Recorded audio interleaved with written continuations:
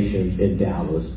And from the beginning to the end of that expansion, it will triple our presence. For those of you who are familiar with this area, you go around the corner, we've got a location at Redbird, right across from Starbucks. If you go further south a little bit, we've got one at Duncanville. Then if you go further south, we'll have one coming in Cedar Hill. We're going to Frisco, to Mesquite, to Pleasant Grove. And we're really committed to putting Frost Banks closer to the communities that we serve. You know, that's why we're here tonight, to talk about a topic that's so important, creating generational wealth. And let me announce our panelist, our moderator today is the esteemed Kelley Cornish. Some of you have her background. Kelley is president and CEO of the T.D. Jakes Foundation.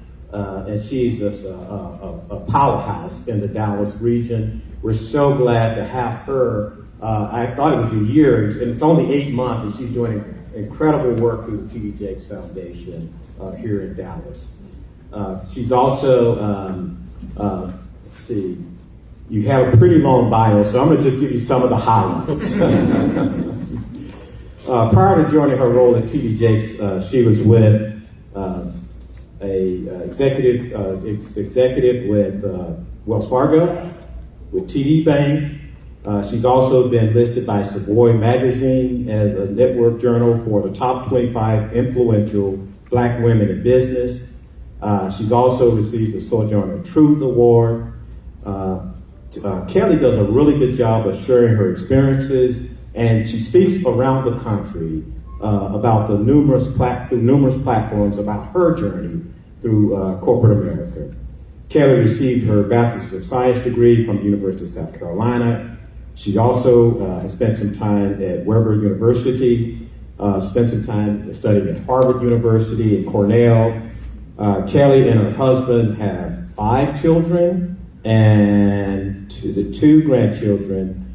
Please help me in welcoming our moderator, the esteemed Kelley Cornish, President and CEO of T.D. Jakes Foundation.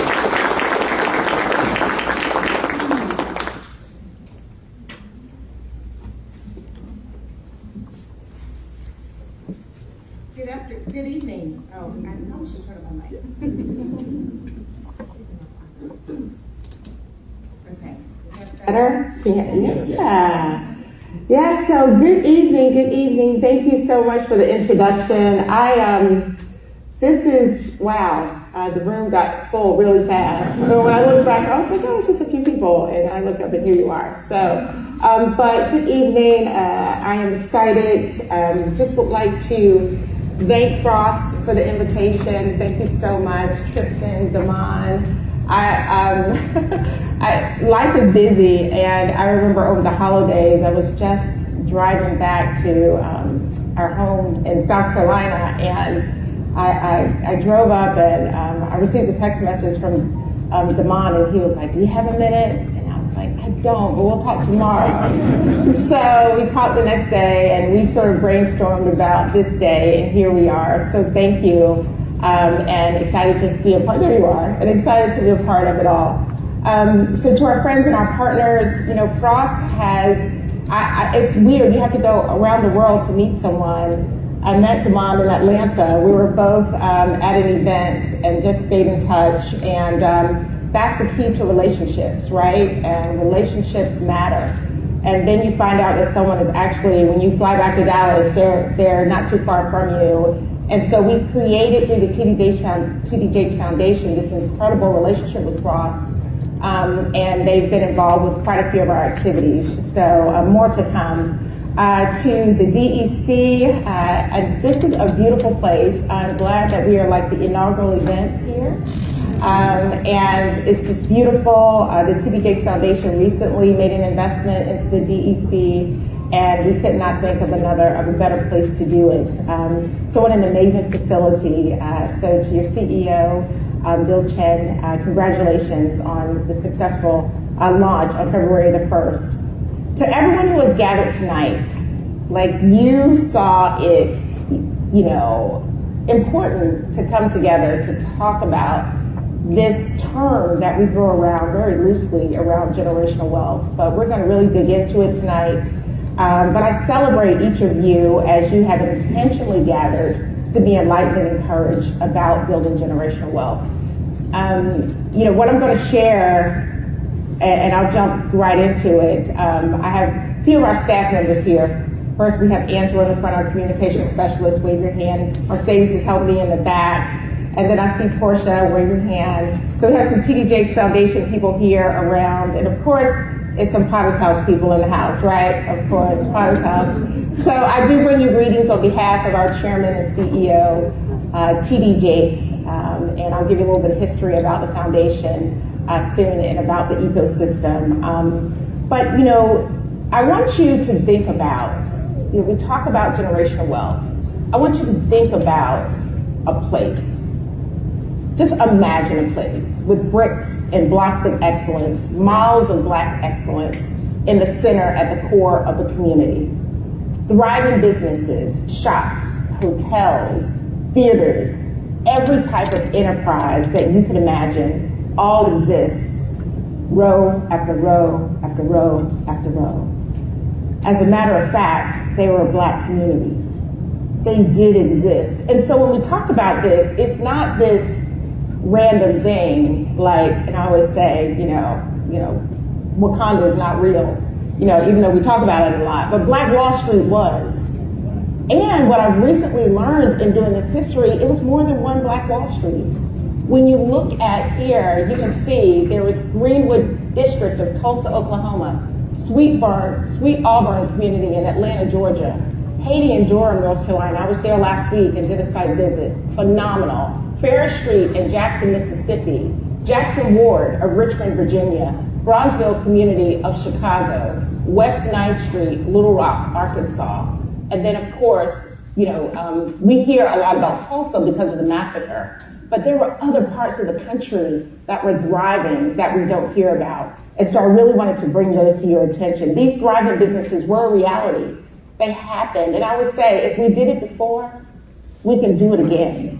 And think about everything that we have at our fingertips now, the access we have that they didn't have. They were right out of slavery and they made it happen. So we have some big shoes to fill. These areas were known as Black Wall Streets.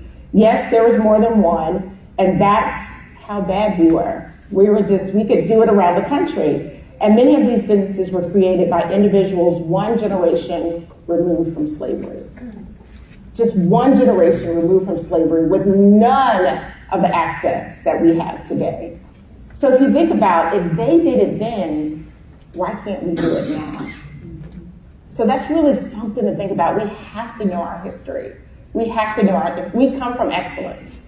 The Black community comes from excellence. We know what it means to really turn lemons into lemonade. Like, that's what we did. And that's what you see. So I really encourage you, if you get a chance, to just Google Black Wall Streets, because there are numerous ones, and think about and learn about them. So as I speak to you, I can see the beauty and splendor of the Black Wall Streets in my mind, the class, the elegance, the luxury, everything a Black person needed and desired was there. And so if you can just imagine that and put that in your mind as you think about what we're going to talk about. Now we have an opportunity. It's time for us to build again. The time is now for us to take what we've learned and do it again. I believe in a room tonight like this that is filled with builders, master builders of master plans. And we're going to talk about that as we meet some of the panelists. We might not have hammers and nails and power tools, or we may, but we do have the power through our knowledge, our wisdom, our history, our vocational resources, and intellectual property to build something really big. So I mentioned earlier, I want to share a little bit about the TD Jakes Foundation, founded by Bishop TD Jakes, who in addition to being a pastor is known for his advocacy for social and economic empowerment. To kind of help you understand where the foundation sits in the ecosystem, TD Jakes has I would call a conglomerate called the TD Jakes Group, and we call it our ecosystem. So he has TD Jakes Real Estate, where he's invested into communities all around the country to help rebuild them or to build them for the first time. He also has TD Jakes Enterprises, and that's where you have your entrepreneurship. Good Soil, that was here the other day. The launch of Good Soil is a platform for entrepreneurs. If you don't know anything about it, Google it. Good Soil, it is amazing, an amazing app, an amazing platform to help teach small businesses and help elevate the growth of smaller minority businesses. Also, we have, many people know about the Potter's House, and that is the ministry. That is really the shoulders we stand on, his 40 years of ministry. And the newest kid on the block is the TD Jakes Foundation, which was founded 4 years ago, just before the pandemic. And he had a vision, and I had no idea the pandemic was coming, but a vision to have the conversations we're having today. How do we close the economic gap? And so we focus on education and workforce issues, aim to create opportunities for underserved communities, and our biggest platform is around STEAM. We are so focused on ages 11 to 17, and it's not just because we want them to be in a program. We know that the jobs around science, technology, AI, those are the jobs that if you land them, if you go to school and major in them, and then you go off to get that high six-figure job, that will pull you from one tax bracket to another tax bracket. So when we talk about education, when we talk about our hiring mixers, our hiring fairs, when we talk to employers, we said we don't need for them to go from making $10 to $12 an hour. That is not helping the cause at all. That's just a good deed. We need for people that's going to upskill, that's going to come in, retrain, or take the minds that are there and elevate them into STEM jobs. And so when the last hiring mixer we had, Frost was a big part of that. They did the financial literacy, but within a 3-hour time period, we had 1,500 people come through approximately. And on the spot, we hired close to 200 people. With people like Amazon, with Kroger, people that are taking the technology to another level. And then most recently, we found out that over 500 people were hired from that 3-hour event. Because we are serious about getting people jobs, the jobs that will change the trajectory of their families, not just to go from point A to point B. So we also collaborate with a number of organizations and businesses to create programs, initiatives, and solutions. And we're just on the scene, really rolling up our sleeves. And we do exactly what we're talking about today, just being disruptors and visionaries in the work. And so if you think about it, the disruptor model that we use is real estate investments. We acquired a property in Atlanta, prior Army base, Fort McPherson. Tyler Perry is on one side, TD Jakes bought the other side. We will be opening an office there in a couple of months on the location to build 300 homes, approximately 300 mixed income, mixed use, retail, schools, doctor's offices, entertainment complex. And that's an example of how we go back and repurpose communities that are now in a minority community and need just regentrification in a good way. So in a good way. Health and healthcare and wellness development of amenities in healthcare. We really believe in understanding healthcare, so we'll have facilities there. We partner with healthcare organizations to bring out better outcomes. The expansion of entertainment, partner with Amazon, Freebie. A lot of the content from TD Jakes can be found there. As we talk about the foundation, we talk about the shoulders we stand on around Rock Nation, which is Dexterity music label, and then the efforts at the end. All of this drives the efforts to build, to really close the gap with African Americans and technology. Technology is the key. Anybody have a problem with their phone today? Did your life change? Yes. You woke up. Yes, people who are not on AT&T, they have no idea what we're talking about. Like, there's a problem with the phone? So, but that was a thing. And so, but that, you can see the impact of that few hours shows you the impact of technology on the world. The world literally can stop, right? So we know that we need to get people into those jobs that will help change lives. The other point I would make, and we're going to go to the next slide. Yes, so let's talk about stats. Let's really talk about stats. Some data points here. And the speaker earlier alluded to it. Black net worth is projected to be zero by the year 2053 if we do nothing. There's a report that exists that's out there. You can Google it. And all you have to do is say black net worth by 2053. It is projected to be zero if we do not change what we're doing now.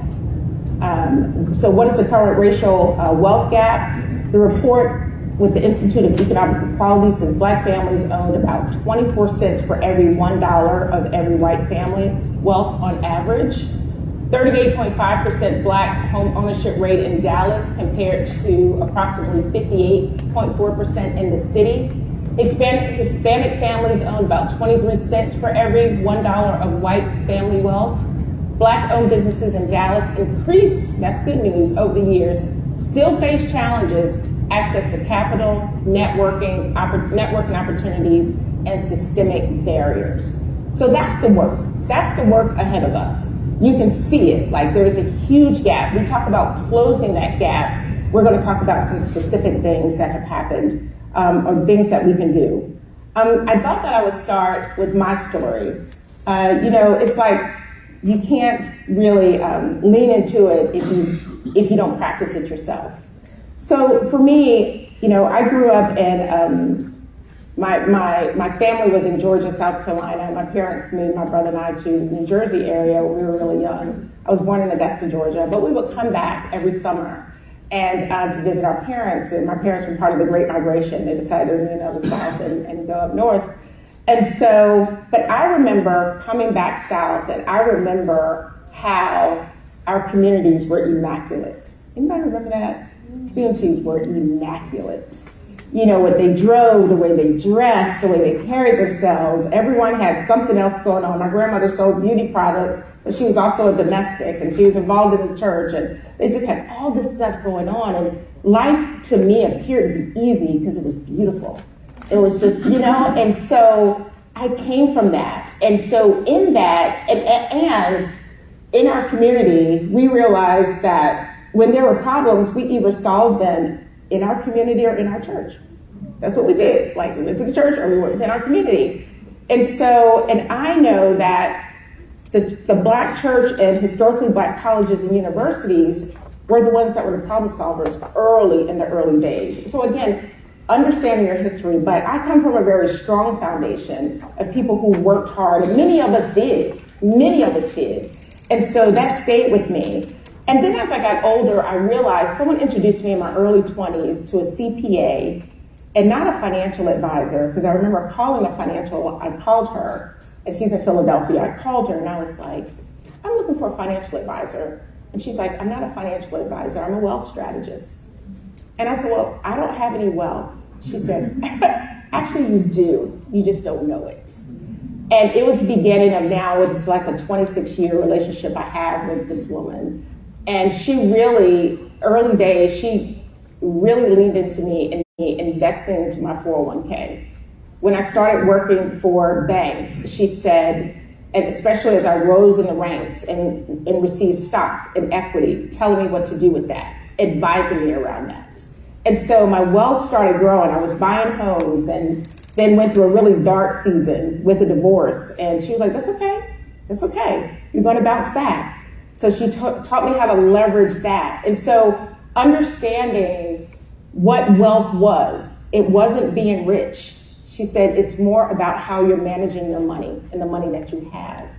And so I'm so grateful for that, because I advise everyone, if you don't have a CPA, and I would ask her a question, she says, no, call Bill, call the CPA, because one doesn't know what the other one knows, but you need both of them. And so they've been with me all of my life, and it's just been, when I look at my net worth, when I look at our balance sheet now, I am just so intrigued and happy that I stayed the course. I got off track sometimes, and I would look at my checking account and go, I don't feel wealthy at all. However, when she helped me to understand everything, and how things balance out, I think that was really, really important.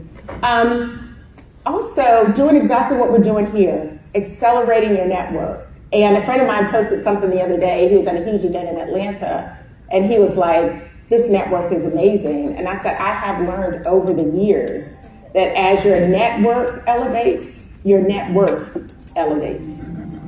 And when you get the right people in your circle that know what they're talking about and you get exposed to them, it changes your life. It really changes your life. So I really encourage you to elevate your network, and it will accelerate where you go. This is a piece, it took me a while to understand. Marrying well. You have to marry well. Don't ask me how I know. Just take my advice when I tell you. Listen.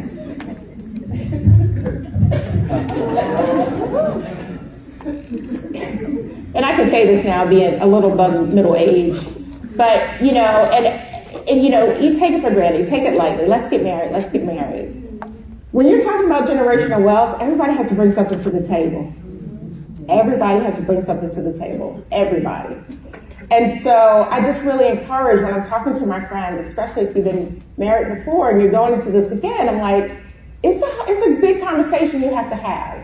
And you have to have it if you're on this trajectory to literally leave a legacy for the people that's coming behind you. And so my husband and I, we brought something to the table. It really multiplied us, pretty fast, and excited about it. But it was a hard lesson that I had to learn. So I just encourage you. That's one of my stories. And then I would say I started buying real estate really, really early. I didn't know it. I think I bought my first house at 22, and I'm about 7 or 8 houses in right now. And I've moved around a lot, and every time I go somewhere, I buy another house. And it sounds hard to do, but it's not. You just do it. The same thing you would pay for rent, you pay for a house, and make it happen and just partner. But it goes back to having that network of people around you that can help you with that. They're moving me along here, so even though they did cut my time, but okay. So just a few things I want to leave with you. How will you build a legacy and encourage others to do so? I talked about this, education and financial literacy and mentorship and networking really help you get there. Just educate any opportunity, especially online. You can just, anything you're thinking about, Google it, watch a YouTube, make sure it's legit. And then just learn more about it. So education, entrepreneurship and business ownership, we heard about that earlier. Investing in asset accumulation, I talked about that. Home ownership, estate planning, please plan. People say that's for rich people. No, it's not. It's for everybody. Estate planning is for everybody. So find your good, thank you. Find your good lawyer, estate planning attorney. See, there you go. Find him, right? And then invest in your community, like we're doing now. Go back and reinvest. Go back to those communities that we started off saying you grew up in. Do we really want to, someone asked me on a call the other day that works for a billionaire. He was like, do we really want to open go and start all over, or do we go back into the communities that we left and reinvest in them? And I think that's what we're seeing here in this place today. So I'm getting close to the end here. And I would just say, as I conclude, we're building something great. There's a great reward coming, so never give up. And I do believe in this quote, as I stand on the principles of my faith, to whom much is given, much will be required. Luke 12:48. And it goes back to that first slide around the other Black Wall Streets that we saw. We've been given a lot. Think about what they had coming one generation out of slavery, and then think about what we have now. Think about whether you own something or not, you have a lot more. We're standing on their shoulders, and we're answers to their prayers, and we have to make sure that we do good on the promise. And so with that, I would like to now bring up our panelists, and I'm excited about that. But hopefully I gave you something, just a few nuggets to kind of start the conversation and get us going. So we're going to have some fun here. We're going to shift. I'm going to introduce our panelists. They're going to come up, and we're going to have a conversation. So I would like to welcome to the stage Sadat Rashid, Senior Vice President, Commercial Lender for Frost Bank. Welcome. Tony Hills, former NFL player, owner of Stat Financial Services. Nice to meet you. Yes, come on up. This is great. James Armstrong, CEO of Builders of Hope CDC. Welcome. Nice to meet you. And Tristen Paige Wilson, Assistant Vice President, Community Development Officer at Frost Bank. Yes, awesome. All right, we are going to stay on this topic of generational wealth and financial topics. We're going to talk about entrepreneurship, home ownership, affordable housing, financial education, access to capital, and community development. And so, before I get started though, yes, oh, we have one more panelist. Oh my gosh, did I miss Benjamin? I did, I'm sorry. and Benjamin Van, founder and CEO of Impact Ventures. Let's give him a huge.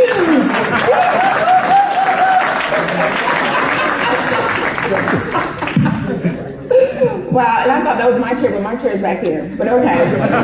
So now we can get started. I do want to just take a quick second, and I know I introduced them, but I want to let them give their own introduction and tell just quickly a little bit about yourselves, and then we'll jump in. So we'll start with you.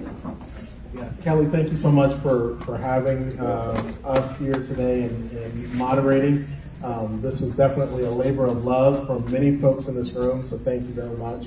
My name is Sadat Rashid. I am a Senior Vice President and Commercial Lender at Frost. I work in the Uptown area at our office there. I've been with Frost since October 2019 and primarily work within the healthcare space and also supporting our professional services, so law firms, accounting firms, engineering firms.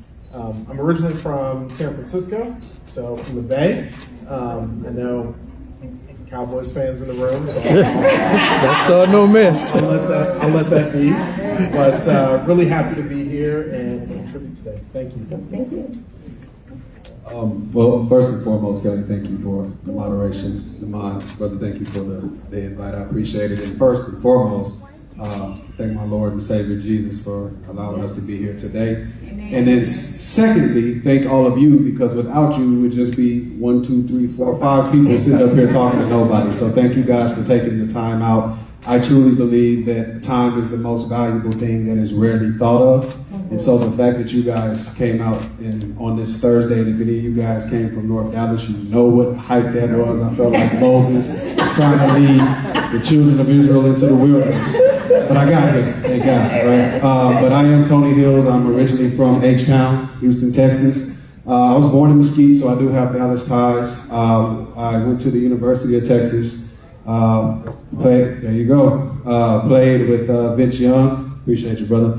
And Colt McCoy won a national championship with them, had a wonderful time in Austin and learned and grew a lot, coming from an environment where I would categorize it as street knowledge. Learned a lot. Learned a lot of what not to do. And then the University of Texas gave me an opportunity to learn what to do. And then from there, I had a 10-year career in the NFL and won a Super Bowl with the Pittsburgh Steelers. So again, I know about the Dallas fans, so I'll jump off of that as well. I was actually a Cowboy too, so I can relate. There you go, for all the Cowboys fans. But story is very simple, and I don't want to hog up the time. I grew up like a lot of people that I'm around. My mom was my rock. My dad was doing whatever he thought he needed to do at the time, and so I learned how to become a man through sports. I said God was my heavenly father, and sports was my earthly father. It taught me discipline, it taught me respect, and it also taught me financial literacy, because I saw a lot of people that didn't do well with their money when they got it. So acquiring that street knowledge taught me what not to do. So that's why we're here today. So thank you guys for having me. Thank you. My name is Tristen Wilson. I'm an Assistant Vice President and Community Development Officer for Frost Bank. I've been with Frost for about 2.5 years now. My background, my master's is in theology and ministry, and undergrad in business and marketing, and I've always had a heart to serve. So coming to Frost was quite dreamy for me, merging my background in both philanthropy and in finance to do the work that I'm doing, leading the Community Reinvestment Act initiatives here in our Dallas region. And I'm not going to let Sadat be alone. I'm originally from Oakland, California. But I did grow up here in Pleasant Grove. So both are home. Good afternoon, everyone. James Armstrong with Builders of Hope Community Development Corporation. I first want to thank Frost for the invitation and want to tell you that this conversation is a byproduct of Black leadership. I don't think Frost would have had this conversation if not for Rod Washington. So let's give him a hand clap for his leadership. But I am a Dallas native in West Dallas. In fact, the earliest memory I have as a kid was my mom and sister and I sleeping on a twin mattress in West Dallas. Was able to rise above poverty through my mom's hard work and education, attending great schools like Paul Quinn College. And I was able to go to a Baylor University, graduated from Baylor with a degree in finance, came back and worked for JP Morgan for a good number of years.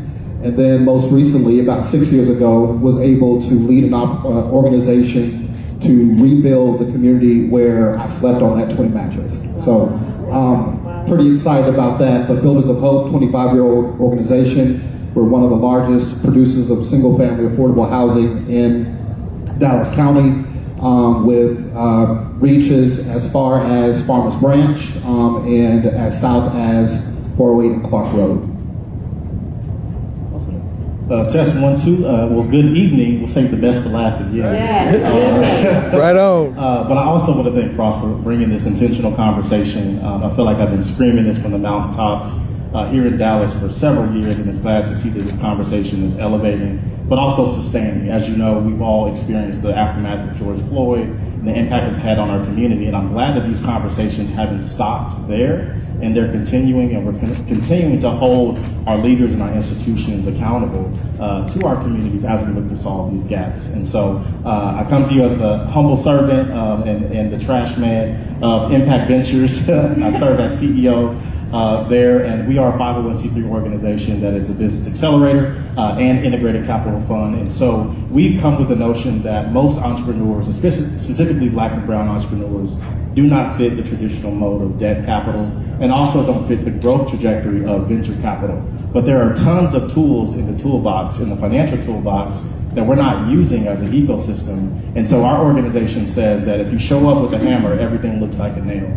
And so as we look at financing businesses, you have to meet entrepreneurs exactly where they are, and with diverse products that actually meet them where they are with the stage and the next milestones that they're trying to achieve and the growth trajectory of the business. So we provide very creative financing. We have many of our entrepreneurs out here. One almost made me tear up earlier that told her the impact of our programs and services that have been on her life. But I'm an adopted Dallasite, I like to say. I've been here over 12 years now, so I guess when you hit the decade mark, you're officially a Dallasite. Yep. But I was born in Wichita, Kansas, home of the best running back, right, in the history of the game. Also spent some time on the gridiron, played college football, professional indoor football as well. But now I spend a lot of my time soaking my knees and playing around. I always thought that my two sons were going to grow up seeing me on the field. I'm like, man, my sons are watching me play golf. Like, how do I reckon with that? But I'm so excited to be here to share more about the work we're doing and elevate the conversation around entrepreneurship and capital. So That's great. Well, thank you so much. Let's give them all a hand. Okay, we have an amazing panel. We should leave here with all your questions answered. But I want to start off with just a very basic question. And I'll just toss it to the panel. What does generational wealth mean to you? Who would like to take that? I'll jump out there. Okay, I was going to call your name. Well, I felt it. Here, sis, I feel you. Okay. For me, when I look at generational wealth, my source is scriptural, right? That's the source of where everything comes from for me. And so there's a passage in the Bible that says that a good man leaves an inheritance for his children's children. So wealth is wisdom. The byproduct of that wisdom is fiscal, right? It's financial. And so once you acquire the wisdom and the knowledge, right, now you have to get the understanding of how to use it, right? So wisdom is the principal thing, but without not getting it understanding. So for me, wealth means acquiring wisdom. Once you have that wisdom, using the understanding and the knowledge of how to obtain the thing that you deem as wealth, because it looks different for everybody. For some people, wealth might be making sure that they are not wondering about paying their bills.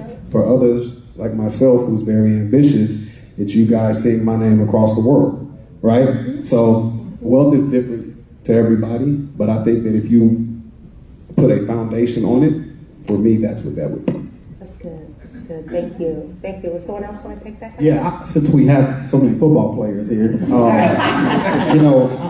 I would say generational wealth is like starting on the 50-yard line. And the reckoning that we have in our country is that not only did we not start on the 50-yard line, not only did we not start on the 0-yard line, but we started outside the stadium down the street.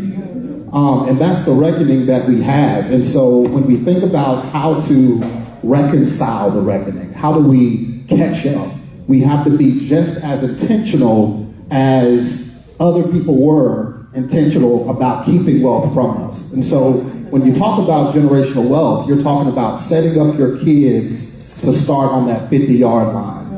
And we all have it in some degree. My grandfather, East Texas boy from Cornish, Texas, didn't even go to 9th grade, but he was able to save and pay for my $30,000 a year education at Baylor. That's wealth that he was able to provide. And so you may not have $50K in the bank, or you may not have the $1 million life insurance policy, but the thing to recognize is that you can leave something behind that would give your next generation a head start. That's good. Amen. That's good. Thank you. Thank you. I want to jump to home ownership because that's a huge piece. And I think that's the low-hanging fruit that exists in most communities. Real estate, it remains one of the fastest ways to build wealth, but the accessibility, affordability, and mindset around home ownership is shifting. So what are we seeing in the Dallas market? And I raised that example because I heard an economist a couple of weeks ago say that the age range between 25 and 35, they're not buying houses like they used to buy houses. And one of the reasons was because they're transit and they feel like they're not going to be in one place a long time. And so, but then what does that mean? And then once you do want to buy, of course, interest rates and everything else. So, but when we think about it, what are we seeing in the Dallas market and what are some of the gaps and the solutions? So who wants to talk about home ownership? Well, I think I will. Yes. So what we're seeing now in Dallas is a median sales price that is higher than what the median wage is. So we have outpriced our workforce here in Dallas.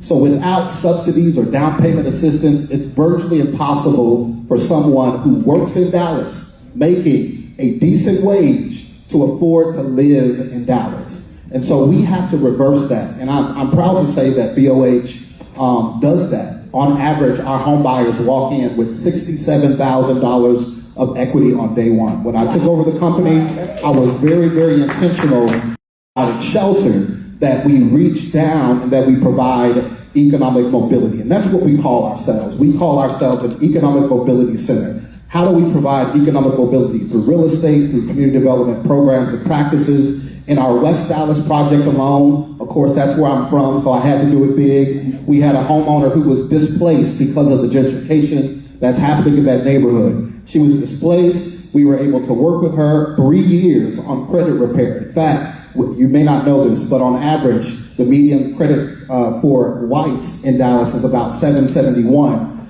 For blacks, 561. 200 points lower than our white counterparts. And so we were able to work with her on her credit.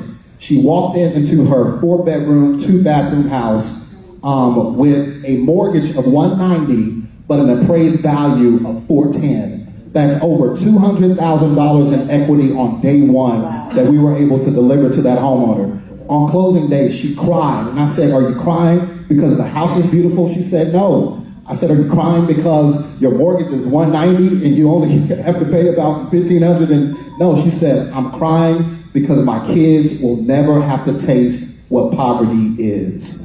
Wow. And that's what it's all about. That is Tristen, would you add to that around home ownership?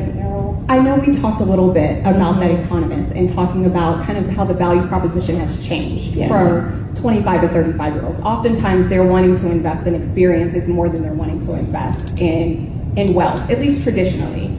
So I think when we're thinking about financial education and the conversations that we have, we have to be incredibly intentional about changing the narrative, especially when you're thinking about the conversations with women when it comes to buying a house. The narrative has often been, wait until you get married to purchase a house. We're often told that a house is a big weight or hard to handle. And it is a lot, but we're able. And I think if we change the conversation and lean in, I was at the African American Museum with one of our lenders, Cordell Reynolds. Wave your hand so people know to come find you later. But Cordell Reynolds I was sitting in a breakout session with him. And it was a home ownership breakout session. And one of the young ladies, I would say she was probably early 20s, she asked the question, is there ever a time where, as a single woman, I should put my money in investments instead of purchasing a home, since I'm single? And I appreciated that Cordell dived in and said, well, you know what I would have done if I was young and single and was able to purchase a house? I would have done house hacking. And she said, what's that? And he leaned in and he said, you purchase the house, if you're able to purchase the house, and then you get roommates. And those roommates then pay the mortgage, and they cover the mortgage, where that you're still pocketing that money. And maybe you put it in the LLC so they don't even know you own the home. And then you do that again, and you purchase another house. But it empowered her to know that, yes, you're a single woman, but you can still invest in real estate. Because, like you mentioned, it's still one of the best vehicles to grow your wealth the fastest. And if you're able, we shouldn't encourage women to wait when they can buy now. That's good. That's good. That's good. Sadat, what you want to add to that? Yeah, I would just say, especially based on the article that you're talking about, we're starting to see that a lot on the entrepreneurial front. It's, I want to be innovative, I want to create, and I want to get financing for what I innovate and create, but they're not really looking at the things that were sustainable, the things that their parents did and their grandparents did to kind of get them to this position where they can pick and choose. And so I think it's really important, we've talked about education a number of times here, to make sure that folks realize, okay, there's some mainstays in our society like homeownership that are very important, whether you look at it as a house hack, whether you look at it as an investment, whether you look at it as a stable place that you can come back to at some point. At some point, they are going to age, and their ideals about the world and the transient nature that they are living by today will be out of style in 10 years. And then they'll be looking to pick up the pieces. So along the way, we have to just continue to ingratiate them with these ideas of stability, is my opinion. Yeah, that's so good. And another piece of that, before I move to Benjamin and we start talking about entrepreneurship, is I was at a meeting over the summer at HUD in DC with Secretary Fudge, Housing, Urban and Development Secretary. It was a group of us of nonprofits just talking about this topic, and a piece that really stayed with me. One group was there representing families that inherited properties that was not in their name. So they're living in Big Mama's house, but the deed never came over to them, and then they end up losing the property, right? 5,000 households in Southern Dallas alone had that airship issue. Yeah, airship issues. And so I say that because if you are one of those people that's part of your family, and we have it in our family, like we have to go clean stuff up, clean it up so it can stay with you. That is wealth just sitting in your hands, waiting to be passed over to you. But if they go on, it goes back to estate planning. Go estate planning, right? So I just wanted to put that in there. Let's transition to entrepreneurship. It is on the rise, and we're excited. That is really good news. Small business owners, specifically Black and minority-owned businesses and Black women, have seen momentum in recent years, yet still face a range of challenges, lack of capital, mentorship, all of those things. And so this question is for Benjamin. How does entrepreneurship play into the financial strategy of building generational wealth? Yeah, great question. And I think one of the misnomer about creating a business, right, is that you're instantly wealthy. How many of y'all out there are entrepreneurs? Raise your hand if you're an entrepreneur. Now think of the day that you started your business and you posted it online, social media, on Facebook. You said, I'm starting a business, right?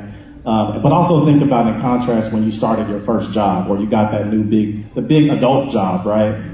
What was the difference in the reaction of people, right? It's like when you got the new job, everybody was like, congratulations, you got a new job, yay, congrats. But when you said you were starting business, it was crickets. Yeah. Why is that, right? And there's also a false assumption that because you own a business that you're now rich and you're now wealthy and you have all the business, you have all the coins, right? And so people think that because you own a business that now you have all this money and everything. So I wanna just kind of put that out there that just because you have a business does not instantly give you wealth, right? Mm-hmm. And I'll say this word leverage, and I'll say this a lot. It's how you leverage the business to create wealth, right? A business is an asset that produces income, right? And so you have to think about your business as how do I leverage my business to create more assets that create more income that increase your net worth, right? So just because you have a business doesn't necessarily mean, okay, I have this business is wealthy. It's what you do with that business, right? It's what you do with the income that you draw from that business. It's what you do with the accounts receivable that you have that you're able to leverage to do other things like buy a home or start other businesses and other ventures, right? So when you talk about how does entrepreneurship play into it, it's having that financial literacy to understand what's next. Now that I'm successful in my business, I reach $1 million in business. Okay, how do I then treat this business like another asset to create more assets that produce income? That's good. That's good. Tony, would you add anything around entrepreneurship and law? Yeah, I would think the first thing is I always talk to people. So within our company, Staff Financial, we're predicated in two markets: corporate executives and small businesses, right? So essentially, what we do is we help to fortify retirement portfolios for corporate execs with guaranteed returns and secure money management. And then additionally, we help small businesses with what we coin alternative benefit solutions that allow them to mitigate net profit loss due to employee turnover. So all of that fancy word means that I just help people make money, keep money, right? But at the end of the day, I always ask them, are you a 7-hour person or a 1-hour person when it comes down to chopping a tree? And they kind of look at me like y'all looking at me like now, right? So I want to do this with the crowd. Somebody raise their hand and tell me, are you a 7-hour person or a 1-hour person? So how many 7-hour people do we have in here? One. If we had to chop down a tree, are you a 7-hour person or a 1-hour person? Okay, chop down a tree. One. Okay, so how many 1-hour people do we have? Okay, so we got a lot more 1 and 7. So here's the thing that I didn't give you. If you spend 7 hours sharpening your axe, it'll only take you 1 hour to chop down the tree. Right? But if you spend 1 hour sharpening the axe, it's going to take you 7 hours to chop down the tree. So in entrepreneurship, a lot of times people are doing things the hard way. Right? Business is made up of guidelines, requirements, product processes, and systems, and then that allows you to acquire the people. We're trying to acquire the people before we have any of those things set up. So a lot of us are solopreneurs, right? So if your business is not hiring anybody, it's not helping the community. And I think that there was a statistic that I think it said somewhere around, was it 90%? 97%, so we got to come up, right? Of black-owned businesses don't hire people. So then who are we helping outside of ourselves? The job. Right?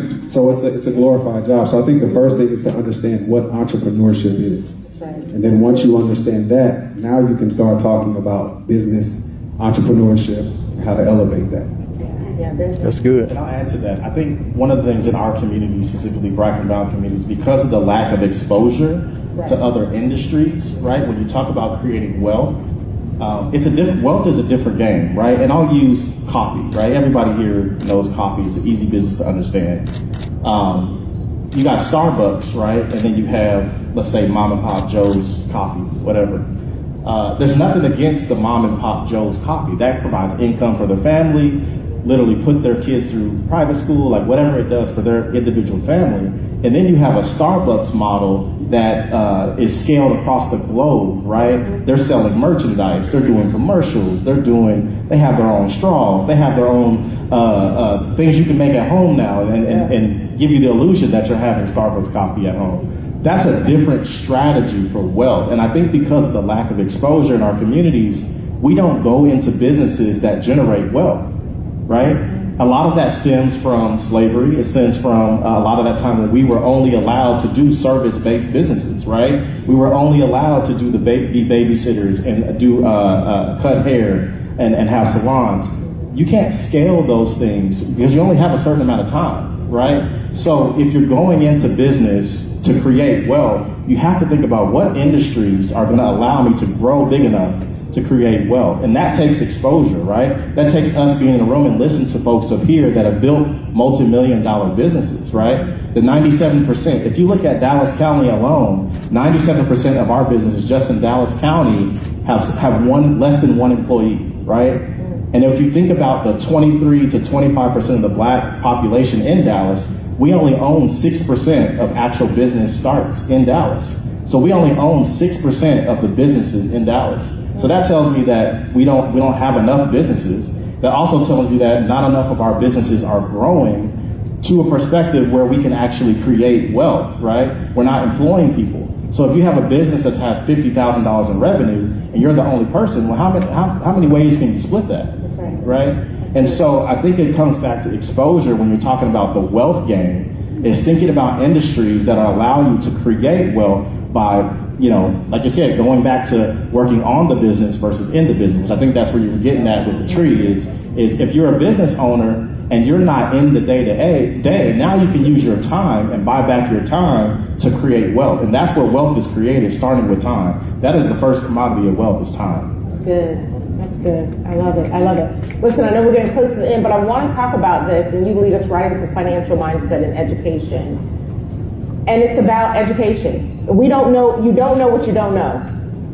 That's it. I had a mentor tell me that one time. You don't know what you don't know. So you have to stay engaged.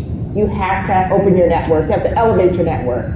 You have to elevate your portfolio of thinking. So, and this question is for Sadat. As a community, where can our mindset shift to strengthen our financial health? And I know you're in the commercial space, which is an interesting space right now, right? So it really is, but I do like the question because it is about the mindset.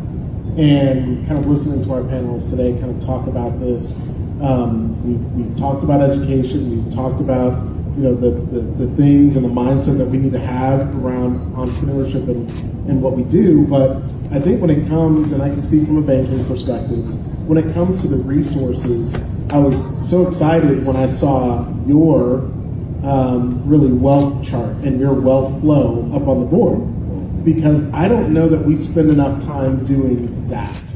We need to spend more time figuring out who's on our team, right? Do we have a wealth strategist, advisor? Do we have a CPA? Do we have someone that can tell us, hey, you need to come to this event, right? Because at this event, you'll get a chance to network. At this event, you'll get a chance to understand maybe some things that were available that you didn't know about. And it's not always about money. Half the time, it's about just knowing how to get past the hurdle. that's right. And so if you are going to create a business, there's so much other legwork that you need to do to kind of figure out, all right, when I create this thing that hopefully is going to have some recurring revenue from a good audience, a broad audience, my audience, people that look like me, it doesn't matter, right, who your customers are, but is it sustainable, and do I have things that I can continue to grow with? And so I think, my time spending in the community, either at events like this or working with physicians who are entrepreneurs, we're having the same discussion. They're very good at being a doctor, but they're terrible at being a business owner, right? Because they're spending 1 hour sharpening their axe and 7 hours trying to figure out how they're going to find their next patient. So I think part of that community engagement, part of what we do here, we can talk a lot about, go find this resource, go find that one. But I think as banks, as organizations and foundations, we need to come to the table much more often to showcase these resources. That's great. That's great. I see all the time banks say financial literacy, and it gives the connotation that black and brown people are illiterate. And we're not illiterate. We can think back, or my mom or our grandma making $20 stretch. That's right. Of taking something and making it into something else, right? And so I think for African Americans and Latinos, we have to move from making it work, making our money work, to making it work for us. Because we know how to make it work now. That's right. You give us $1,000, we're gonna make it stretch, right? And so this is one of the biggest things that BOH is very serious about. And so nobody knows this yet, not a lot of people, but y'all are going to find out today. So I'm excited to announce here that we are actually opening up our homeownership and financial empowerment center here at Redbird, right downstairs. Absolutely. Yeah, we signed the lease. And really the goal is to increase wealth, not only just through homeownership, but through wealth coaching. That's what we're calling it. It's not financial literacy because we're not illiterate. We know how to make work. We go into our communities, you can see some of the churches have the most money than some of the small businesses in our community. We know how to make money work, but it's just time that we start making it work for us. That's good. That's good. Tristen, what would you say about financial education? I won't say literacy. Sure. You know, when you asked earlier about how we would describe generational wealth, I think about it as an accumulation of good information being financial education, and then an execution of that information through a variety of strategies. And I think that when I think about most people who lead generational wealth, more times than not, they took full advantage of multiple resources to leave wealth behind. And I think that we have to deepen our conversations around financial education to talk about just that. We can't just talk about the fundamentals being savings and budgeting and credit, because if we're honest, you can't budget your way into wealth. We have to talk about investing. We have to talk about home ownership. We have to talk about, I was listening to Shonda Duckett speak the other day, and she shared the statistic that in the age group of 25 to 35, 41% are not accessing or contributing to their 401ks. And they have access to 401ks, but no one's talking to them about it. They're leaving money on the table because we're just focusing on savings and budgeting and credit, when we need to be talking about debt management. We need to be talking about 401k and match plans, and not just with the affluent, but with opening the conversation up so that it's inclusive of all people, no matter where they are today. We have to plant the seeds with our youth so that when they're going out into companies, even if they're not going to college. Do you know Uber has a 10% match? Do you know Walmart has a 6% match? And Starbucks has a 5% match? I'm the nerd that stays up at night and looks up who has the best match programs. But we have to talk about that with our youth, that they at least know what questions to ask. And with our peers. A lot of millennials, they're making good money and they have good jobs, but they're figuring it out and they're really just looking left and right, talking to their neighbor like, well, what did you do? Or how did you do this? So we have to deepen those conversations to include insurance. We have to talk about it. All of that. Life insurance, health insurance, insurance for your business. We have to talk about home ownership. We have to talk about retirement. We can't get so stuck on today that we forget to plan for tomorrow. That's great, yes. Benjamin, and then Tony, I want you to wrap us up.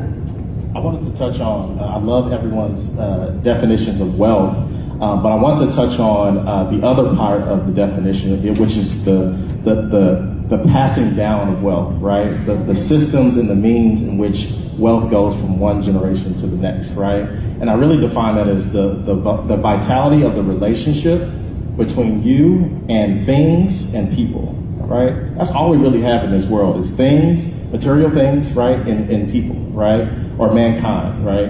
And so how that's passed down, I think, is the more important piece that we often miss as a community, is those things are passed down either structurally through wills, or y'all talked about getting your estate planning. Those are structural things that how you pass down information from one generation. And then there's also cultural, right? So there's a reason why people go to the golf course and they hang out and they talk with their son at the golf course, or their nephew, or they pass it down. So I think as a community, we have to think about what are the systems that we translate wealth, right?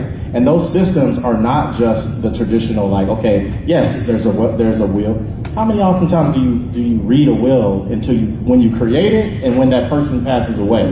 That's probably the only two times you actually read a will. But you go to the barbershop every day. You go to your family Thanksgiving dinner every year. Do y'all sit down and have conversations? That's the cultural part, right? How do you pass down that information in settings that are culturally relevant, so we can sit down at a table and have an unintimidating conversation about money. Because in our community, that hasn't been a thing that's been discussed, right? You know, our family never set us down and said, hey, this is how this light bill that you enjoy every day, or the food that you eat every day, or this roof over your head. We never learned, okay, well, how does mom and daddy go and pay for these things, right? So those are I think the more important piece is, like, think about as an individual, as you walk out of here, how am I going to pass down the wealth to my next generation? Like, what do you enjoy doing? Is it walking out and playing with the kids outside? Use those moments, riding to church on Sunday. Use those moments to pass down wealth, right? And so don't hold that information. Use those opportunities to pass down wealth. And I think it has to be a more holistic and broader conversation, as in, like, we can only talk about it when we come to these forums and there's panels and there's the mics and things like that. This can happen in your everyday life. So. That's good. That's good. Tony, give us some parting words. Yeah, absolutely. And I'll be mindful of time too. So for me, it starts with a verse. It says in 2 Ezra 14, verse 13, it says, now therefore set thine house in order and reprove thy people, comfort such of them as in trouble, and now renounce corruption. So the reality of the situation is, whatever our relationship is with finance is what we're going to pass down to our seed, right? And so if we're not working on ourselves, the biggest investment that you can make before we start talking about homes or life insurance, which, shameless plug, that is our specialty, or any of those type of things, is we have to first find out, what is the relationship that I have with finances, and why do I have that? You have to work on the internal. Once you have that taken care of, that foundational structure, right? Now we can start creating something, building something, right? I just told my son this. I said, you know, the thing about construction workers is that somebody writes out the blueprints, right? And it's a beautiful picture, right? And I believe, like, when you're in a panel, this is a blueprint. It's a beautiful picture because it sounds good and it's great. But at the end of the day, you got to bring somebody in there to do the work. And everybody in this room, that work starts with you. It starts with the person in the mirror. So self-education, I'm a true believer in that. I feel as though everybody's plan is different. And so we have to figure out, what is the plan that I want for my family as a patriarch or a matriarch? What is the plan that I want to build? And then once I understand that plan and I have that plan written down, right, write the vision and make it plain, now I can start to construct what that looks like. And that's going to look like something different with our talk, with our walk, with our speech, right? Everything that we do is going to resemble that structure that we put down. A lot of times we're running out here confused because we haven't written down our plan. That's right. Right? And so for me, I know I go to a lot of scriptures. I'm not going to deny that, and I'm not going to be mad at it because it's helped me in my life. But at the end of the day, it's a wisdom book. Why would I not listen to the person that created the world? Right. All right? That's good. That's So good. if I can leave you guys with anything, it's to first understand who is your source, whatever that source is that you believe in. Write down your vision. Make it plain to those that you want to help build that vision. And then find those that are going to help you construct it. I think that's the biggest thing too. There's a lot of people in this room that do a lot of different things. If you don't walk out here with at least 3 different contacts from people in different industries, like my brother talked about earlier, then you're doing yourself a disservice. Because why are we here if it's not to connect with one another and to learn from one another? I'm a member of the Cowboys Club, and I'll wrap up with this. I go there not because they have amazing coffee, great steaks, and wonderful fish. They do. I go there because I meet people like Bill and Debbie Pasha, who are global icons in the marketing industry. I go there to have conversations with Emmett Smith. I go there to see what wealth looks like, how it conducts itself. And the one thing that I've learned in that place is that all these multimillionaires and billionaires, they're always learning, and none of them have egos.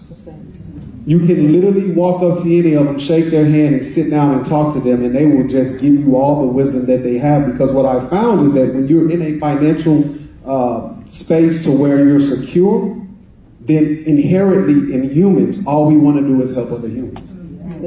Right? So they always say you'll never hear a hater doing better than you, right? Well, then it also talks about that if somebody is doing well, they're going to always extend their hand to make sure that you're doing well as well. So that's what I'll leave you with. Well, thank you. 2 quick things, and we're going to wrap up, and we'll give this panel in applause, but a couple of things I heard. You need to start having a healthy relationship with money. When you look at what we don't have, I will tell you, it's a debate because even though we don't have the wealth, we are the largest consumer of consumable goods, a car, a trip, makeup, clothes, hair, all of that stuff. So you have money somewhere. It's how you're using the money, right? So just think about that. And the last thing I'll share is we talked about having these conversations with our families, and my husband and I we're a blended family. We're trying to do better. We have kids between the ages of 22 and 37, and then our 2 grandkids. And literally, we have a group chat. And where's Damon? He posts. I follow Damon on LinkedIn, and he posts something on generational wealth. What did I do? Home ownership and generational wealth. I loaded it to our group chat, to our family chat, and it became our conversation that week. So it's ways that you can do it. You don't have to wait till you get together. With technology, if you're chatting with them about everything else, give them something to chat about. And then at Christmas, I wouldn't let them come home until they read the article that we're going to reach zero black median income by 2053. I was like, that's y'all. I was like, we got ours. That's y'all. Like, what you going to do about it? Let's talk about it when you get here. And it turned into our Christmas conversation. And then we charged our oldest one with making sure the others were accountable. So there's ways you can do it.